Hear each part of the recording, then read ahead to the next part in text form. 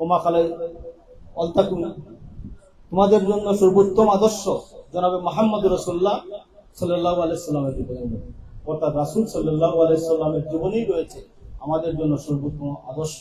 আমরা সেই রাসূল সাল্লাল্লাহু আলাইহি সাল্লামের জীবনকে সর্বক্ষেত্রে অনুসরণ করতে পারি, দুনিয়াতে আমরা শান্তি পাবো, মৃত্যুর পরে আমরা জান্নাত পাবো। সম্মানিত ভাইয়েরা, আল্লাহ রাসূল সাল্লাল্লাহু আলাইহি সাল্লাম যে যুগে ইসলামের দাওয়াত দিয়েছিলেন, প্রথম যুগে আল্লাহ রাসূল সাল্লাল্লাহু আলাইহি সাল্লাম যখন মানুষকে দাওয়াত দিয়েছিলেন, মানুষ কিন্তু আল্লাহ রাসূল সাল্লাল্লাহু আলাইহি সাল্লামকে বিদ্রূপ করেছে, ঠাট্টা করেছে, মানুষ ইসলাম গ্রহণ করে নাই। কিন্তু এর পরবর্তীতে মদিনা যাওয়ার পরে সেখানে ইসলামী রাষ্ট্র কায়েম করেছিলেন। সম্মানিত ভাই ও বোনেরা, আমরা যদি সেই রাসূল সাল্লাল্লাহু আলাইহি সাল্লামের জীবনকে অনুসরণ করতে পারি, দুনিয়ার জীবন আমাদের সম্মানিত জীবন হবে, মৃত্যুর পরে আমরা যেন জান্নাত পেতে পারি। সম্মানিত ভাইয়েরা, আমরা এসেছি পবিত্র হজ আদায় করার জন্য। ইসলাম ধর্মের 5টি স্তম্ভের মধ্যে অন্যতম যে হজ, এই হজকে এমন একটি ইবাদত, যে ইবাদত করতে হলে আপনার শারীরিক ও আর্থিক সক্ষমতার প্রয়োজন হয়। আমরা যারা এখানে এসেছি অনেক টাকা পয়সা খরচ করে আমরা এখানে এসেছি। আমরা যারা এখানে এসেছি শারীরিকভাবে সক্ষম, এজন্যই আমরা আসতে পেরেছি। সম্মানিত ভাইরা, শুধুমাত্র অর্থ এবং শারীরিক শক্তি থাকলে আসা সম্ভব নয় যদি আল্লাহ রাব্বুল আলামিন আমাদেরকে মায়া করে এখানে নিয়ে আসতে। সম্মানিত ভাইরা, এই জন্য এই হুকুম আহকামগুলো যথাযথ মেনে চলার জন্যই ইতিমধ্যে আমাদের সম্মানিত উলামা একরাম আমাদেরকে মক্কা বিভিন্ন প্রোগ্রামের মাধ্যমে আমাদের সেই সব বিষয়ে বলেছে।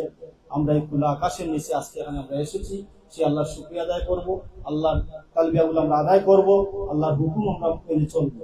কষ্ট হচ্ছে এমন একটি ইবাদত, আল্লাহর হুকুম মানার জন্যই আমরা এখানে এসেছি, আল্লাহর বিধানকে মানার জন্যই এসেছি, আল্লাহর হুকুম আহকাম যথাযথ আদায় করার জন্য আমরা এখানে এসেছি।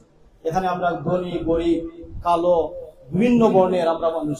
আমরা যখন মক্কায় ছিলাম, মক্কায় নামাজে গিয়েছি, সেখানে যে গোটা বিশ্বের বিভিন্ন মুসলমান এখানে এসেছেন, বিভিন্ন বর্ণের এখানে এসেছেন, বিভিন্ন রঙের এখানে এসেছেন, কিন্তু আমরা সবাই এক আল্লাহর ইবাদত করার জন্য। আমাদের কাবা এক, আমাদের নবী এক, আমাদের ধর্ম এক। এই জন্য আমরা সবাই ঐক্যবদ্ধভাবে সেই আল্লাহর বিধান, আল্লাহর হুকুম আহকাম পালন করার জন্য আমরা সেখানে এসেছি।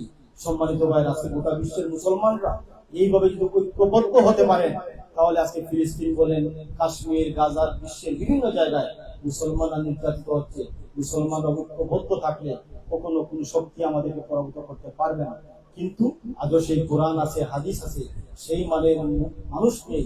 সেই মানের মানুষ তৈরি করার জন্য যুগে যুগে নবী এবং রাসূলরা এসেছিলেন, সাহাবা একরামরা এসেছিলেন। সেই যুগের মানুষ তৈরি করার জন্যই আল্লাহ রাব্বুল আলামিন আমাদেরকে এই জাতীয় হজের মতো সম্মেলনের আয়োজন করেছেন। এই সম্মেলনে এসে সব মানুষ আমরা সব ঐক্যবদ্ধ হয়েছি।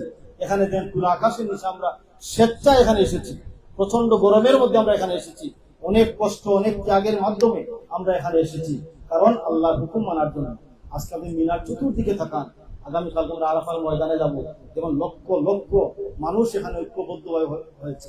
এই যে মুসলমানদের ঐক্যবদ্ধ অবস্থান, সেটা যেন শুধুমাত্র হজ নয়, হজে আমাদের এই শিক্ষা দেয় আমাদের পরবর্তী জীবন এইভাবে আমরা যেন ঐক্যবদ্ধভাবে থাকতে পারি। ওয়াহতাসিমু ফি হাবলিল্লাহি জামিআ ওয়া লা তাফাররাকু, তোমরা আল্লাহর যুগে দৃঢ়ভাবে আঁকড়ে পরস্পর বিচ্ছিন্ন হয় না। সম্মানিত হয় না, এই জন্য আমরা হজের পরবর্তীতে আমরা হজে যেভাবে এসে আল্লাহর প্রত্যেকটি হুকুম মেনে চলার জন্য আমরা চেষ্টা করতেছি, হজ থেকে যাওয়ার পরে আমরা আল্লাহর বিধান যেন যথাযথ আদায় করতে পারি। আমরা অনেক সময় দেখি আমরা হজ বা রমাদান মাস বা অন্যান্য সময়ে আমরা আল্লাহর হুকুম যেভাবে পালন করি, কিন্তু এর পরবর্তীতে আমরা গাফিল হয়ে যাই। আমরা ফজরের নামাজের সময় দেশে অনেক সময় দেখি ফজরের নামাজের মুসল্লিদের সংখ্যা অনেক কম থাকে, অথচ ফজরের সময় মুয়াজ্জিন বলেন আসসালাতু খায়রুম মিনান নাওম, তোমার ঘুমের চেয়ে নামাজ উত্তম, অথচ দেখেন মুসল্লিদের সংখ্যা অনেক কম। আবার ওই দিন যদি জুমাবার হয়, দেখবেন জুমাবার সারা মসজিদ ভরপুর। জুমার নামাজে জরুরি, ফজরে জোহর আসর মাগরিব এসব জরুরি, কিন্তু আমাদের সমাজের মানুষরা কি শুধুমাত্র জুমা পড়েই শেষ। আমরা কলেজ বিশ্ববিদ্যালয়ে পড়েছি, আমরা অনেককে দেখেছি ওরা সারা মাস সপ্তাহ নামাজ পড়ে না, শুধু জুমাবারের নামাজটা পড়ে। আবার কিছু সংখ্যক ভাইদেরকে দেখেছি ওরা জুমার নামাজও পড়ে না, ওরা শবে কদর শবে বরাত নিয়ে ব্যস্ত। আবার এমন ভাইদেরকে দেখেছি শবে বরাতও আসে না, শবে কদরও আসে না, ওরা ঈদের নামাজের সবার আগে। এগুলো আছে কিনা আমাদের দেশে? অথচ ইসলাম আমাদের এই শিক্ষা দেয় একটি মাত্র ফরজ আদায়ের জন্য, হজের জন্য দেখেন হুকুম আহকামের জন্য কত সতর্কতা আমরা অবলম্বন করতেছি, সুন্নত মানতেছি, ওয়াজিব মানতেছি, এই কি বলে আপনার অন্যান্য সব বিষয়গুলা লঙ্ঘন হচ্ছে কিনা আমরা বারবার তাগিদ দিচ্ছি। অথচ এর পরবর্তীতে গেলে ফরজ নামাজ চলে যায়, ফজর চলে যায় ঘুমে, জোহর চলে যায় ব্যস্ততায়, আসর চলে যায় আবার হয়তো কোনো কাজে, মাগরিবের সময় ব্যস্ততায়, এশার নামাজ এইভাবে চলে যায়। সম্মানিত ভাইরা, এই জন্য আমরা হজ পরবর্তীতে আমরা যেন আল্লাহর হুকুম বিশেষ করে নামাজ যেন যথাযথভাবে আদায় করতে পারি, তাকবীরে উল্লাস করে আদায় করতে পারি, আমরা যেন চেষ্টা করতে পারি। সম্মানিত ভাইরা, আমাদের প্রিয় নবী হযরত মুহাম্মদ মুস্তাফা সাল্লাল্লাহু আলাইহি সাল্লাম সেই কোরআনের আলোকে সমাজকে সুন্দর করার চেষ্টা করেছেন। আজকে আমাদের সমাজের মানুষ আমরা অনেকেই দেখি রমাদান মাস আসলে আমরা শুধু কোরআন তেলাওয়াত করি। অবশ্যই কোরআন তেলাওয়াত করলে অনেক সওয়াব পাওয়া যায়। এই কোরআনের মধ্যে কি লেখা রয়েছে সেটা আমরা অর্থসহ করি না, সেটা অর্থসহ জানি না। না জানার কারণে আজকে গোটা বিশ্বের মধ্যে সব জায়গায় দেখেন মুসলমানরা নির্যাতিত, নিপীড়িত, অবহেলিত একটি জাতির নামে পরিণত হয়ে গেছে। অথচ এই মুসলমানরা গোটা বিশ্বের মধ্যে সবচাইতে শ্রেষ্ঠ মানুষ মুসলমানরা। আজকে ফিজিক্স বলেন, কেমিস্ট্রি বলেন, ম্যাথ বলেন, বায়োলজি বলেন, সব বিষয়গুলা যারা গবেষণা করেছেন, শুরু করেছেন, সবাই ছিলেন ইসলামিক চিন্তাবিদরা। মুসলমানদের আজকে সবকিছু রয়েছে, কিন্তু সেই আমাদের হারানো সম্পদ, সেই শিক্ষাকে আমরা শুনেছি। আল্লাহ রাসূল সাল্লাল্লাহু আলাইহি ওয়াসাল্লাম বিদায়ী ভাষণে বলেছিলেন, আমি তোমাদের দুইটা জিনিস রেখে যাচ্ছি, একটি কোরআন ও একটি সুন্নাহ। যতদিন এই কোরআন এবং সুন্নাহকে আঁকড়ে ধরে থাকবে, ততদিন তোমাদের শান্তি শৃঙ্খলা সবকিছু থাকবে। আজকে আমরা এই দুইটা থেকে সরে যাচ্ছি। আজকে আমরা মক্কা এবং বিভিন্ন জায়গায় এখানে দেখেন, আমরা দেখি নামাজ, সবাই তো নামাজ পড়তেছেন, কারো লম্বা দাড়ি, কারো ছোট দাড়ি আছে কিনা, কারো হচ্ছে হাত নাভির উপরে, কারো নাভির নিচে, আবার কিছু সংখ্যক ভাই থেকে দেখলাম ওনারা হাত ছেড়ে নামাজ পড়তেছে। তাহলে আল্লাহ রাসূলের সব বিধানগুলা যে যেভাবে দেখছেন, যে সাহাবী সেইটার আলোকে হিসেবে অনুসরণ করছেন, অথচ আমাদের দেশে এইগুলা নিয়ে ফিতনা ফাসাদ, এইগুলা নিয়ে হইচই, এইগুলো হয় কিনা? অথচ এই হজ থেকে আমাদের এই শিক্ষা নেওয়া প্রয়োজন। আমরা সামান্য ছোটখাটো বিষয় নিয়ে আমরা যেন ফিতনা ফাসাদ না করি, বরং ইসলামের মৌলিক বিষয়ে আমরা সবাই ঐক্যবদ্ধ থাকবো ইনশাআল্লাহ। সম্মানিত ভাইয়েরা, বলছিলাম কোরআন যদি আমরা অর্থ করতে পারি, কোরআন আমাদেরকে সঠিক গাইডলাইন দিবে। কোরআনের মধ্যে সব বিষয় রয়েছে। আমরা দেখা যায় নামাজ, রোজা, হজ, যাকাত আল্লাহর কথা মতো আমরা আদায় করি, কিন্তু আমার ব্যবসা বাণিজ্য, অফিস আদালত, আমার আনুষঙ্গিক কার্যক্রমগুলা আমরা আমাদের ব্যক্তিগত চিন্তা নিয়ে করি, অথচ মানুষের তৈরি করা মতাদর্শকে অনুসরণ করে করি, অথবা ব্রিটিশের তৈরি করা আইন দিয়ে পরিচালিত হয়। আমাদের যদি সত্যিকার অর্থে আল্লাহর সন্তুষ্টি হাসিল করতে হয়, তাহলে আমাদেরকে সেই কোরআন নিয়মিত তেলাওয়াতের পাশাপাশি কোরআন অর্থসহ পড়তে হবে, হাদিস আমাদের পড়তে হবে, ইসলামিক বই পুস্তক পড়তে হবে। তাহলে ইসলাম সম্পর্কে জানার অনেক সুযোগ রয়েছে। আজকে সোশ্যাল মিডিয়ার মাধ্যমে, আজকে ইউটিউবের মাধ্যমে ইসলামের ভালো ভালো কন্টেন্ট গুলো রয়েছে, সেগুলা থেকে ইসলাম জানার বোঝার অনেক সুযোগ রয়েছে।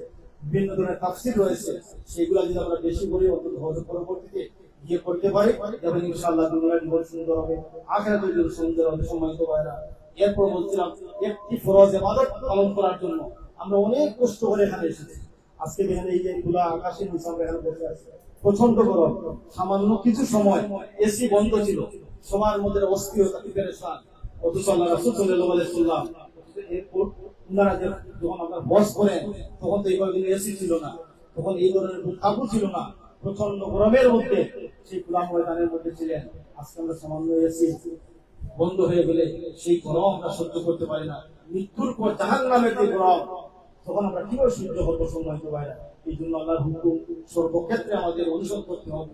হজ যেভাবে আমরা আল্লাহর হুকুম মেনে চলতেছি, আমাদেরকে ইসলামের বাকি হুকুম আহকামগুলো মেনে চলতে হবে।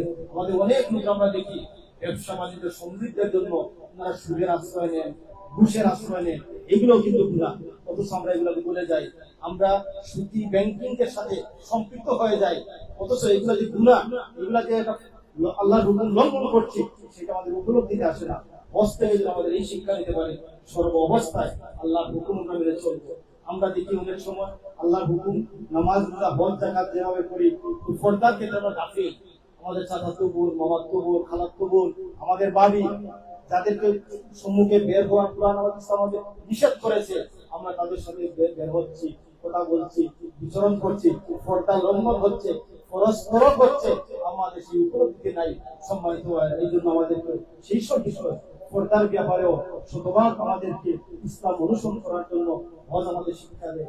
হজ আমাদের শিক্ষা দেয় আমাদের বিয়ের শাদীগুলা যেন ইসলামী তরিকাতে হয়। আমরা আমাদের সিলেটে অনেক সময় দেখি বিয়ের নামে অপচয় করা হয়, বিয়ের নামে পর্দা লঙ্ঘন হয়। যখন বিয়ের অনুষ্ঠানে দেখা যায় বর আসেন, দেখবেন আপনাদেরকে আত্মীয় স্বজন যারা আছেন, যেসব বরের সম্মুখে যেসব মেয়েরা বের হওয়া ঠিক নয়, তাদেরকে সাজিয়ে গুজিয়ে সেখানে উপস্থিত করা হচ্ছে, পরিষ্কার ভাবে ইসলাম লঙ্ঘন হচ্ছে, পর্দা লঙ্ঘন হচ্ছে। আল্লাহর হুকুম লঙ্ঘন হচ্ছে, আমরা সেগুলোতে কাফির। এইসব ক্ষেত্রে আমরা হস্তকে দেওয়ার পর আমরা এই শিক্ষা নিতে পারি। আমরা বলছিলাম যে শুধুমাত্র আমরা নামাজ হজ জাকাতের মধ্যে নয়, পরিপূর্ণভাবে নিজের জীবনকে যেন আমরা আমাদের জন্ম থেকে শুরু করে মৃত্যু পর্যন্ত, আমাদের রান্না করতে শুরু করে সংসার ভবন পর্যন্ত সব কিছু আল্লাহর হুকুম মতো চলবে। আজকে আল্লাহর হুকুম মতো না চলার কারণে, আজকে আল্লাহর বিধান মতো না চলার কারণে আজকে দেখেন আমাদের দেশের মতো সুন্দর সমৃদ্ধ দেশ আমরা দেখেছি বিগত দিনগুলোতে জুলুম হয়েছে, নির্যাতন হয়েছে, নিরপরাধ মানুষগুলোকে ফাঁসি দেওয়া হয়েছে, দীর্ঘদিন জেলের মধ্যে বন্দী করা হয়েছিল। অথচ আল্লাহর বিধান যদি কায়েম হয়ে যেত, মানুষ কিন্তু অর্থনৈতিকভাবে সমৃদ্ধশালী হতো, মানুষের মুখে হাসি ফুটতো, মানুষের হাতে কাজ থাকতো। আজকে আমাদের দেশকে যেসব তরুণ ছাত্ররা, বিশেষ করে আবু সাইদ মুক্তরা জীবন দিয়েছে, আজকের এই দিনে দোয়া করবেন আল্লাহ রাব্বুল আলামিনের কাছে, সেই সব ছাত্রদেরকে আল্লাহ রাব্বুল আলামিন জান্নাত দান করেন।